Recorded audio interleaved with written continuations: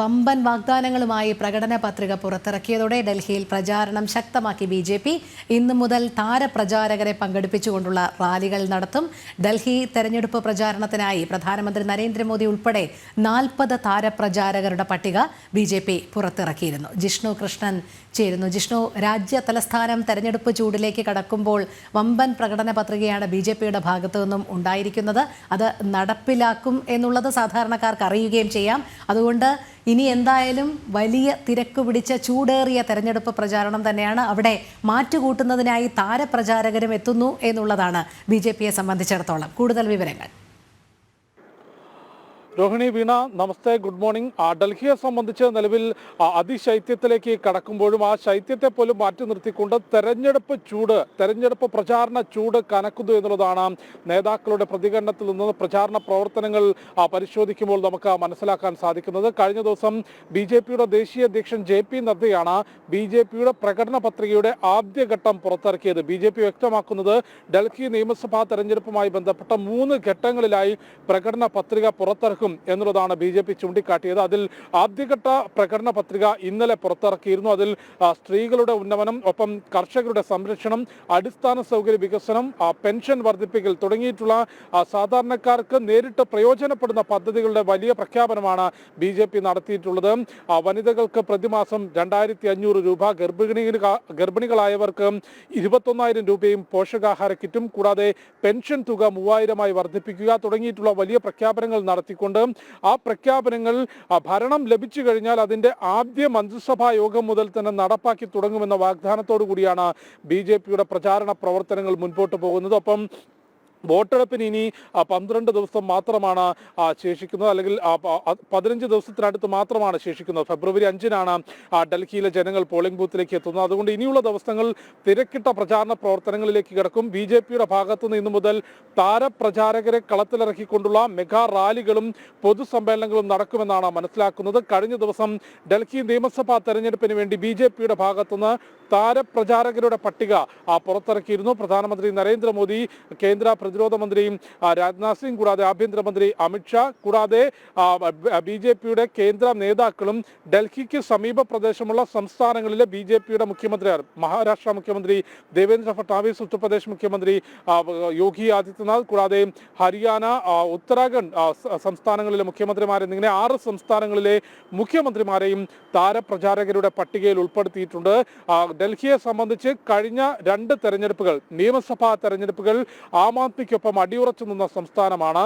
കഴിഞ്ഞ തവണ 2020-ൽ 70 മണ്ഡലങ്ങളുള്ള ഡൽഹിയിൽ 62 സീറ്റുകളുടെ മൃഗീയ ഭൂരിപക്ഷം ആം ആദ്മി നേടിക്കൊണ്ടായിരുന്നു ഭരണം നിലനിർത്തിയത്. എന്നാൽ ലോക്സഭാ തെരഞ്ഞെടുപ്പ് പരിശോധിക്കുമ്പോൾ കഴിഞ്ഞ 2 ലോക്സഭാ തെരഞ്ഞെടുപ്പിലും 7 സീറ്റുകളും നൽകിക്കൊണ്ട്, അതും 2024-ൽ മാസങ്ങൾക്ക് മുൻപ് നടന്ന ലോക്സഭാ തെരഞ്ഞെടുപ്പിൽ 54% വോട്ടോട് കൂടിയാണ് 7 സീറ്റും ബി.ജെ.പിക്കൊപ്പം നിന്ന്. അത്തരത്തിലൊരു വോട്ടിംഗ് പാറ്റേൺ കാണിക്കുന്ന മേഖല കൂടിയാണ് ഡൽഹി. അതുകൊണ്ട് ബി.ജെ.പി. ഇത്തവണ ശ്രമിക്കുന്നത് ഒരു ലോക്സഭാ തെരഞ്ഞെടുപ്പിന്റെ പാറ്റേണിൽ ഒരു കേന്ദ്ര നേതാക്കളെ അടക്കം കളത്തിലേക്ക് ഇറങ്ങിക്കൊണ്ട് ലോക്സഭാ തെരഞ്ഞെടുപ്പിൽ എങ്ങനെയാണോ ജനങ്ങൾ ചിന്തിക്കാറുള്ളത് ആ ഒരു വോട്ടിംഗ് പാറ്റേണിലേക്ക് ജനങ്ങളെ എത്തിക്കാനുള്ള ശക്തമായ പ്രചാരണ പ്രവർത്തനങ്ങൾ നടക്കുന്നു. ഒപ്പം മുൻ മുഖ്യമന്ത്രി അരവിന്ദ് കെജ്രിവാളിനെതിരെ ഉയർന്നിട്ടുള്ള മദ്യനയ അഴിമതി, ജൽ ബോർഡ് അഴിമതി തുടങ്ങി ആം ആദ്മി സർക്കാരിനെതിരെ ഉയർന്ന അഴിമതി ആരോപണങ്ങൾ തുടർച്ചയായി ചർച്ച ചെയ്തുകൊണ്ടാണ് ശക്തമായ പ്രചാരണം നടത്തുന്നത്. മറുഭാഗത്ത് ആം ആദ്മിയും തികഞ്ഞ ആത്മവിശ്വാസത്തിൽ തന്നെയാണ്. കഴിഞ്ഞ തവണത്തെക്കാൾ മികച്ച ഭൂരിപക്ഷത്തിൽ ഇത്തവണ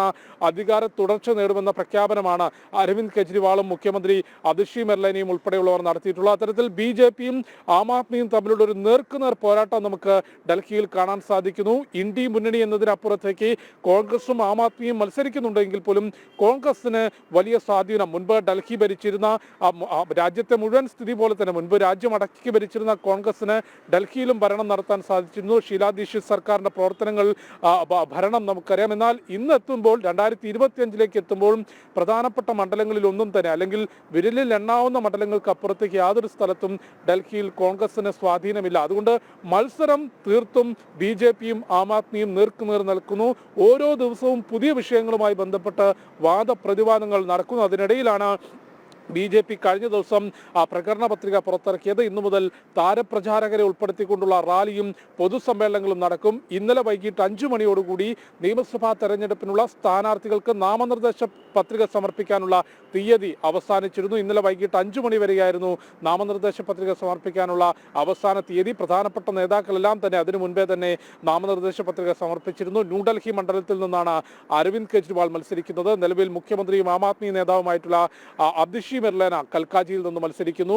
പ്രതിപക്ഷ നേതാവും BJP നേതാവുമായിട്ടുള്ള വിജേന്ദ്ര ഗുപ്ത രോഹിണിയിൽ നാമനിർദ്ദേശ പത്രിക നൽകിയിട്ടുണ്ട്. കൂടാതെ സതീഷ് ഉപാധ്യായ BJPയുടെ പ്രധാനപ്പെട്ട നേതാവ്, അത്തരത്തിൽ പ്രധാനപ്പെട്ട നേതാക്കളെല്ലാം തന്നെ നാമനിർദ്ദേശ പത്രിക സമർപ്പിച്ച് ദിവസങ്ങൾക്ക് മുൻപേ പ്രചാരണ പ്രവർത്തനങ്ങൾ നടത്തി. തുടക്കത്തിൽ ഞാൻ സൂചിപ്പിച്ചതുപോലെ ശൈത്യത്തിന്റെ ആ തണുപ്പിനെ മറികടന്നുകൊണ്ടും രാജ്യതലസ്ഥാനത്ത് തെരഞ്ഞെടുപ്പ് പ്രചാരണ ചൂടിലേക്ക് കടക്കുകയാണ്. അതിൽ ഏറ്റവും പ്രധാനപ്പെട്ട കാര്യം ഒരു വർഷം മുൻപേ വരെ ആം ആദ്മിക്ക് 2025 തുടർ ഭരണം എളുപ്പമായിരുന്നു. ഒരു വലിയ ജനപ്രിയമായ ഒരു മുഖം അരവിന്ദ് കെജ്രിവാളിനും ആം ആദ്മിക്കും ഉണ്ടായിരുന്നു. പക്ഷേ മദ്യനയ അഴിമതി, ജൽ ബോർഡ് അഴിമതി തുടങ്ങി വമ്പൻ അഴിമതി കഥകൾ, അതും കോടിക്കണക്കിന് രൂപയുടെ അഴിമതി കഥകൾ പുറത്തു വന്നതോടെ ജനങ്ങൾക്ക് ചില സൗജന്യങ്ങൾ നൽകിക്കൊണ്ട് അരവിന്ദ് കെജ്രിവാളും ആം ആദ്മിയും കോടിക്കണക്കിന് രൂപയുടെ അഴിമതി നടത്തുന്നു എന്നൊരു വലിയ ആരോപണം ഡൽഹിയിൽ നിലനിൽക്കുകയും അതിന്റെ വസ്തുതകൾ അന്വേഷണ ഏജൻസികൾ പുറത്തു കൊണ്ടുവരികയും ഏറ്റവും ഒടുവിൽ CAG റിപ്പോർട്ടിൽ സംസ്ഥാന സർക്കാരിന് 2026 കോടി രൂപയുടെ നഷ്ടം മദ്യനയ അഴിമതിയിൽ ഉണ്ടായി എന്ന റിപ്പോർട്ടുകൾ പുറത്തു വന്നതോടെ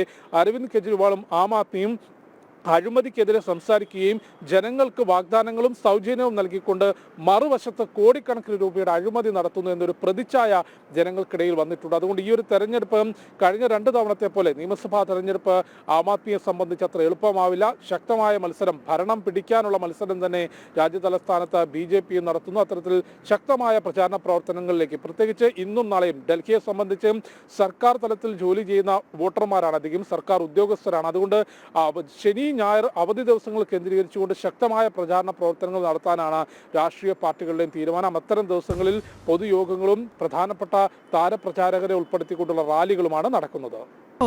ശരി ജിഷ്ണു, എന്തായാലും ശക്തമായ പ്രചാരണത്തിന് തന്നെയാണ് രാജ്യ തലസ്ഥാനം സാക്ഷ്യം വഹിക്കുന്നത്. BJP ഒരു വമ്പൻ പ്രകടന പത്രികയാണ് ഇറക്കിയിരിക്കുന്നത്. ആം ആദ്മി പാർട്ടിക്കെതിരെ ഉയരുന്ന ആരോപണങ്ങൾക്കെതിരെ ശക്തമായ ഒരു വലിയ രീതിയിലുള്ള ഒരു പ്രതിഷേധം തന്നെയാണ് അലയടിക്കുന്നത്. ജിഷ്ണു ആണ് വിവരങ്ങൾ നൽകിയത്.